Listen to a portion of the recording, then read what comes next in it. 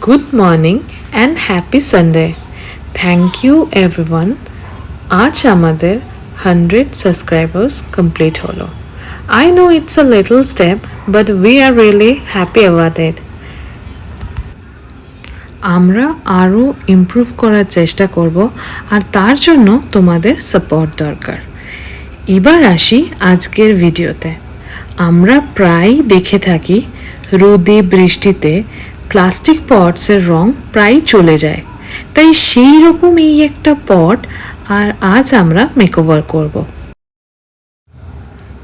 প্রথমে একটা পুরনো পটকে বাছাই করে সেটাকে ভালো করে ধুয়ে শুকিয়ে জেসু দিয়ে হোয়াইট কোট করে নিলাম। তারপর সেটাকে শুকোতে দিলাম। পুরোপুরি শুকিয়ে যাওয়ার পর হলুদ রং দিয়ে সেটাকে ভালো করে কোটিং করলাম। কিছু অংশ বাদ পড়ে যাওয়ায় সেই জায়গাগুলো ভালো করে ব্রাশ দিয়ে পুনরায় কালার করে নিলাম। এরপর সেটাকেও ভালোভাবে শুকিয়ে নিলাম।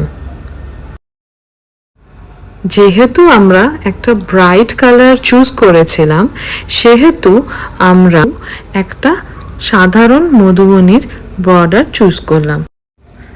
আর তোমরা তো জানোই মধুবনী আমার ফেভারিট আর্ট ফর্ম। কিছু আমার কাছে আগেই মধুবনী পেন্টিং করা আছে যেগুলো শ্যুট হয়নি, কিন্তু তোমরা যদি দেখতে চাও তাহলে ভবিষ্যতে হয়তো আমি পোস্টও করতে পারি। এরপর চলে আসি পটের ডিজাইনে।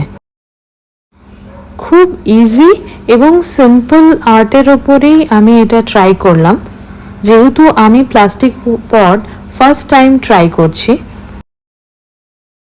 পুরো পটটা ব্রাইট ইয়েলো দিয়ে কালার করেছি, তাই ব্ল্যাক কালারটাই আমি চুজ করলাম যাতে এটা কন্ট্রাস্টিং হয়। এটা করার পর এই লুকটা এত ভালো লাগছিল যে আমার ইচ্ছা করছিল না যে আমি আরও অন্য কিছু করি, কিন্তু সামনেটা যেহেতু ফাঁকা লাগছিল তাই জন্য আমাকে আরও কিছু ডিজাইন অ্যাড করতে হয়। এই ডিজাইনটা আপনাদের কেমন লাগলো আমাকে কমেন্ট সেকশনে জানাবেন। মধুবনী পেন্টিং হলো বিহারের ফোক আর্ট, যেটা মেয়েরা দেওয়ালে, তাদের আসবাবে এবং বিভিন্ন লেখা বা লেখচিত্রে ইউজ করে। এই পেন্টিং খুবই ডিটেলড, ছোটোখাটো ভুল হয়েই থাকে, কিন্তু কমপ্লিট হওয়ার পর ওভারঅল দেখতে খুবই সুন্দর লাগে, ঠিক আমাদের জীবনের মতো। পারফেক্ট আর ইমপারফেক্ট মোমেন্টের কম্বিনেশন, যেটা সব মিলিয়ে ভালো হয়েই যায়।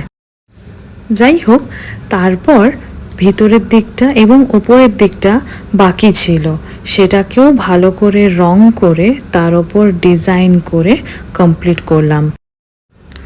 আমি আর আমার বোন দুজনেই কেউ পারফেকশনের সাথে আঁকতে পারি না, কিন্তু আমাদের আঁকতে খুব ভালো লাগে। তাই আমরা আপনাদের সাজেস্ট করব, ভুল বা ঠিক, পারফেক্ট বা ইমপারফেক্ট এর চিন্তা ছেড়ে একটা সামান্য ফুল দিয়ে বা যেটা আপনাদের ইচ্ছা তাই দিয়ে আঁকা শুরু করুন। Thank you, have a nice day.